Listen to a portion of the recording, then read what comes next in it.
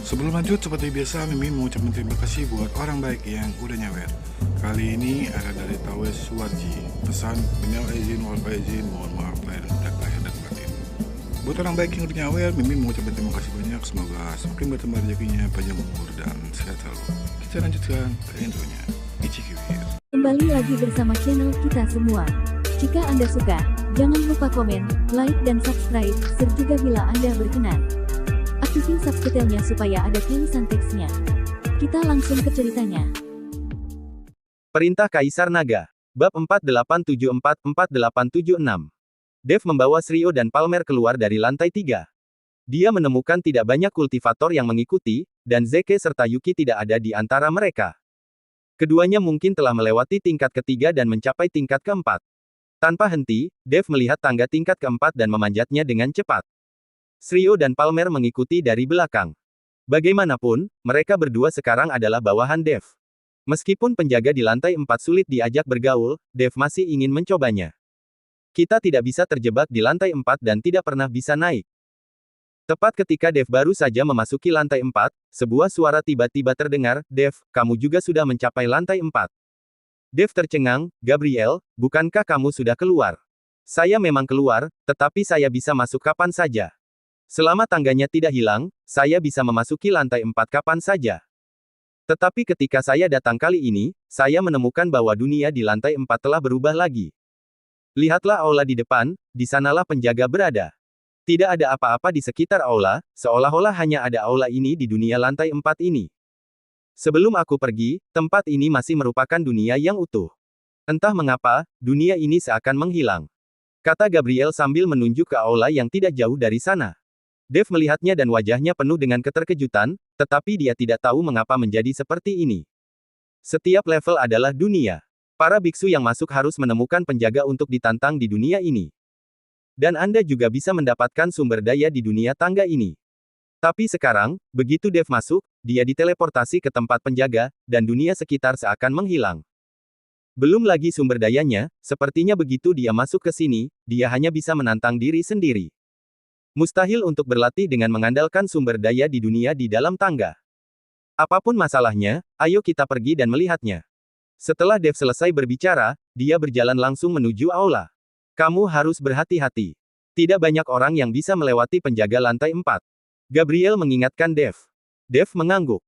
Ketika mereka tiba di aula, mereka mendapati bahwa tempatnya benar-benar gelap, seperti dunia bawah, dan memancarkan aura aneh.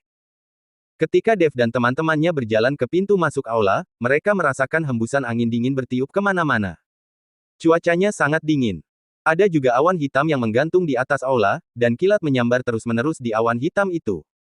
Dan di aula itu, suara perkelahian pun terdengar, pasti sudah ada yang menantang. Segera setelah itu, terdengar teriakan, dan seorang biksu bertubuh tinggi terbang keluar dari aula. Tubuh kultivator ini berubah menjadi bubuk langsung di udara, baik jiwa maupun tubuhnya hancur. Melihat pemandangan ini, wajah Dev tampak sedikit jelek. Dia tidak menyangka kalau penjaga lantai 4 ternyata berkata kalau membunuh orang adalah keinginannya. Itu tidak lebih dari sekedar tantangan. Jika tantangannya gagal, melukai orang lain pun tidak masalah. Bagaimana dia bisa menghancurkan tubuh dan jiwa seseorang? Wajah Gabriel juga berubah, dia menelan ludah dan berkata, "Dev, kurasa kita harus pergi." Penjaga lantai 4 agak mudah tersinggung. Wajah Shrio dan Palmer juga sedikit berubah. Mereka dipenjara di sini, dan tidak mempunyai dendam terhadap para biksu dari alam surgawi ini, jadi penjaga biasanya hanya memukuli mereka dan membiarkan mereka pergi setelah melukai mereka. Kadang-kadang penjaga hanya berhenti di titik tertentu dan membiarkan mereka pergi. Selama ini penjaga tidak pernah membunuh biksu dari dunia surga dan manusia dengan cara yang begitu brutal. Namun, penjaga tingkat keempat langsung menghancurkan tubuh manusia dan jiwanya, sungguh kejam.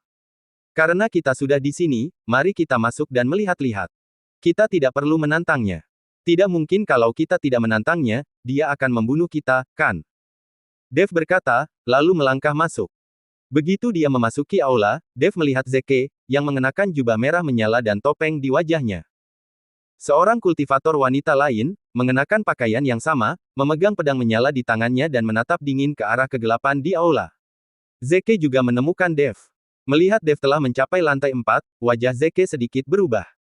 "Saudara Ning, Anda sebenarnya telah mencapai lantai 4.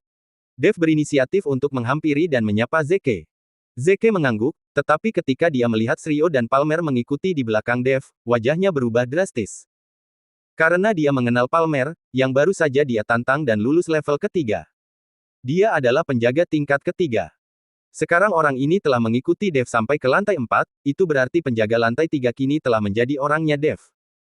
Zeke tidak tahu harus berpikir apa saat ini. Kakak perempuanmu, Dev menatap punggung Yuki dan bertanya dengan suara rendah. Kakak senior menantang, kata Zeke. Saat Zeke selesai berbicara, cahaya pedang muncul di depan Yuki tanpa peringatan apapun. Cahaya pedang ini datang dari kegelapan, dan tidak mungkin diketahui siapa yang mengayunkannya. Pedang itu menusuk langsung ke wajah Yuki. Itu adalah langkah mematikan. Reaksi Yuki pun tidak lambat. Saat cahaya pedang muncul, dia sudah mengayunkan pedang di tangannya. Wosh! Setelah mendapatkan cahaya pedang, itu langsung dikalahkan oleh pedang Yuki. Kemudian Yuki mengayunkan pedang di tangannya tanpa ragu-ragu. Seluruh aula langsung dilalap api, dan tempat yang awalnya gelap kini diterangi oleh api. Sosok itu berdiri di tengah kobaran api, tetapi penampilannya tidak dapat dikenali.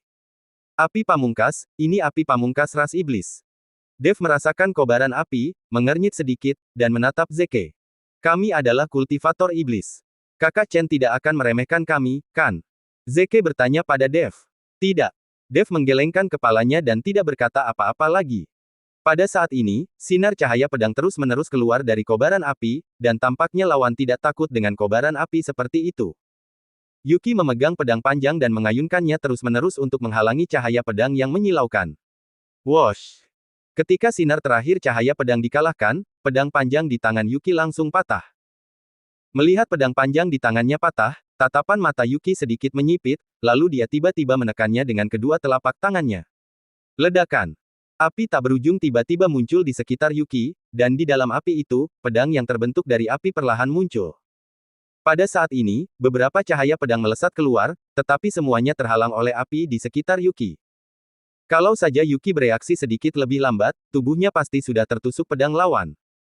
Yuki berteriak dengan marah, tiba-tiba meraih pedang panjang yang dipadatkan oleh api dengan tangan kanannya, lalu mengayunkannya sekuat tenaga. Ribuan cahaya pedang menyala muncul dari tanah. Kali ini lawan tampaknya tidak mengambil tindakan. Dengan lambaian tangannya yang kecil, ribuan cahaya pedang menyala yang diayunkan Yuki padam dalam sekejap, bahkan api di seluruh aula pun padam. Aula itu kembali menjadi gelap, dan Yuki terhantam keras dan terpental ke belakang, jatuh dengan keras ke tanah. Kakak perempuanmu kalah, kata Dev kepada Zeke. Namun, ketika Dev melihat Yuki dikalahkan, dia selalu merasa tidak nyaman dan selalu ingin membalaskan dendamnya. Dia pun tidak tahu kenapa. Mungkin karena dia memiliki rasa keadilan yang kuat dan tidak ingin melihat wanita diganggu.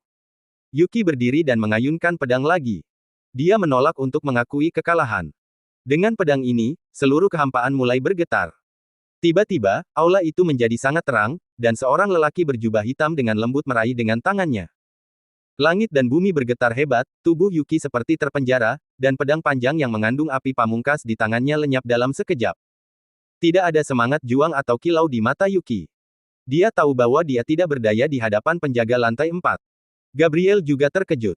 Dilihat dari penampilan Yuki barusan, dia tidak mungkin menjadi lawannya. Bahkan Yuki tidak bisa mencapai tingkat keempat, jadi tidak mungkin dia bisa berharap untuk menang. Aku akan menemuinya. Ketika Dev melihat Yuki di penjara, dia tidak tahu mengapa dan tiba-tiba menjadi marah. Dia siap menyerang dengan pedang penebas naga di tangannya. Tuan Chen, biar saya bantu. Shrio menghentikan Dev, lalu melangkah maju dan berkata kepada lelaki berjubah hitam, rekan Taois, kamu keluar. Lelaki berjubah hitam itu melambaikan tangannya, dan aura mengerikan menyapu ke arah Shrio. Melihat ini, Shrio langsung melemparkan dua pedang terbang. Aura mengerikan itu langsung terkoyak oleh pedang terbang itu dan kemudian menghilang. Pria berjubah hitam itu sedikit tertegun dan langsung datang ke arah Shrio. Melihat ini, Shrio juga maju selangkah dan mengayunkan pedang panjang di tangannya, memancarkan kilatan cahaya pedang. Memotong. Begitu Shrio selesai berbicara, cahaya pedang tampak jatuh dari langit. Lelaki berjubah hitam itu mendengus dingin dan langsung melancarkan pukulan. Ledakan. Disertai suara yang memekakkan telinga, bencana yang mengerikan pun terjadi dan menyebar ke segala arah. Dev langsung mengaktifkan tubuh emasnya yang tidak bisa dihancurkan dan berdiri di depan Yuki. Melihat hal ini, Palmer melambaikan lengan bajunya dan meredakan akibatnya. Apakah kamu baik-baik saja? Dev memandang Yuki dan bertanya. Dev sendiri tidak tahu mengapa, tetapi dia tanpa sadar berdiri di depan Yuki, takut dia akan terluka. Yuki melirik Dev, hanya menggelengkan kepalanya dan tidak berkata apa-apa. Ketika Zeke melihat adegan ini, dia sangat gugup. Dia takut Dev akan mengenali Yuki di balik topengnya. Jika demikian, rencananya akan gagal. Bukankah kamu seorang biksu dari alam surgawi? Pria berjubah hitam itu menatap Shrio dan bertanya. Aku adalah penjaga lantai kedua, bukan seorang biksu dari alam surgawi. Kata Shrio. Di mana tanda penjara di tubuhmu? Pria berjubah hitam itu bertanya dengan heran. Tuan Chen yang memecahkannya. Shrio melirik Dev.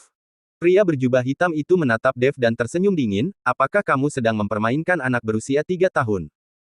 Dia hanya berada di alam Mahayana. Bisakah dia menghancurkan segel penjara? Bahkan jika dia menghancurkan segel penjara, bisakah dia menahan hukuman surgawi?